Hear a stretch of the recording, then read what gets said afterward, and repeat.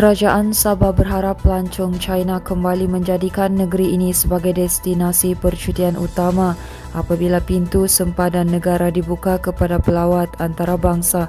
Ketua Menteri Datuk Seri Haji Jinor berkata kedatangan pelancong asing khususnya dari China dapat membantu merancangkan aktiviti pelancongan negeri seperti sebelum pandemik COVID-19. Haji Jinor juga berharap KAID dan Kedutaan Republik Rakyat China di Malaysia membantu mempromosikan Sabah sebagai antara destinasi pelancongan utama di negara berkenaan. Beliau berkata Sabah juga mengelualukan pelaburan asing terutama dari negara China untuk bersama-sama membangunkan pelbagai sektor utama di negeri ini seperti perindustrian, pembinaan, pelancongan, pertanian dan industri berteknologi tinggi yang baharu. Terdahulu, KAID memberi taklimat kepada Haji J mengenai perkembangan terkini negara di China dan usaha yang dilakukan oleh pejabatnya dalam membantu mempromosikan Sabah sebagai destinasi pelancongan, pelaburan dan perdagangan. Sementara itu, UMNO Sabah diyakini memiliki kekuatan tersendiri untuk meneruskan perjuangan parti itu di Sabah meskipun berdepan pelbagai ujian sejak pilihan raya umum ke-14. Keyakinan itu disuarakan Presiden UMNO Datuk Seri Dr. Ahmad Zahid Hamidi. Malah beliau menggesa semangat dimiliki UMNO Sabah dijadikan contoh dalam usaha memastikan parti itu terus relevan membawa agenda membela nasib rakyat. Bercakap pada pertemuan bersama pemimpin UMNO Sabah di sini semalam, Ahmad Zahid berkata UMNO di negeri itu membuktikan ia mampu bangkit walaupun dilihat tiada masa hadapan setelah apa yang berlaku selepas PRU 14 pada 2018. Turut hadir pada pertemuan itu ialah Ketua UMNO Sabah Datuk Seri Bung Mokhtaradin, timbalannya Datuk Yaakob Han dan kepimpinan bahagian UMNO Sabah. Ahmad Zahid berkata pencapaian dilakukan UMNO Sabah itu secara tidak langsung menaikkan lagi semangat kepada kepimpinan UMNO negeri untuk memastikan UMNO terus kekal kukuh di Sabah bagi menghadapi pilihan raya akan datang. Bagaimanapun, Ahmad Zahid mengingatkan agar ahli dan pemimpin UMNO negeri tidak leka dengan pujian hingga menjejaskan usaha parti itu untuk terus mengukuhkan kedudukannya. Manakala suasana di Jalan Segama Kota Kinabalu gempar apabila sebuah kereta jenis Pro 2 Viva terbakar pagi tadi.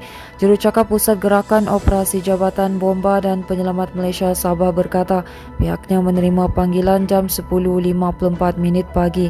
Katanya sepasukan anggota bomba dari Balai Bomba dan Penyelamat Kota Kinabalu dikejarkan ke lokasi kejadian untuk memadam kebakaran.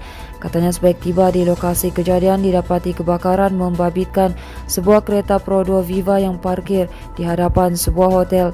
Katanya lagi pasukan bomba kemudian bertindak mengawal dan memadam kebakaran daripada merebak. Menurutnya operasi terkawal pada 11.03 pagi dan tamat sepenuhnya 11 minit kemudian. Tamanya tiada kecederaan atau kemalangan jiwa dilaporkan dan punca kebakaran masih dalam siasatan.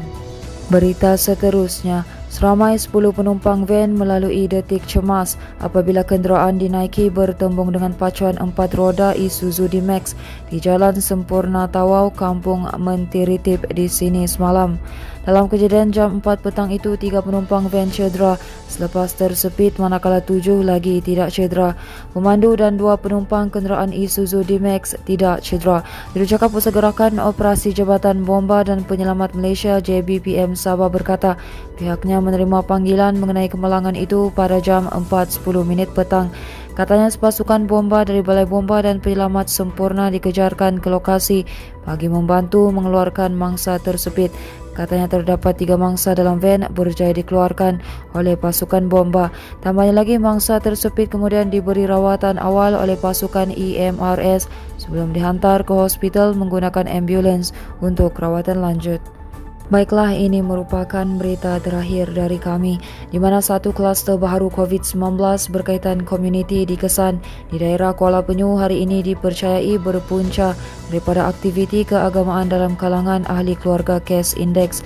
Jurucakap Perkembangan Harian COVID-19 Sabah Datuk Seri Mahsiri Manjun berkata kluster Kayul itu tercetus selepas seorang warga tempatan berumur 62 tahun didapati positif selepas menjalani ujian RTK antigen. Katanya kes indeks terbabit mengadakan majlis keagamaan di Kampung Kayul yang dihadiri ahli keluarga termasuk dari kampung berhampiran baru-baru ini. Sementara itu masih diberkata kes harian di Sabah kembali meningkat 21 kes lagi hari ini, menjadikan jumlah kes keseluruhan sebanyak 265 kes. Teruskan bersama kami di Soka.com, berita komprehensif.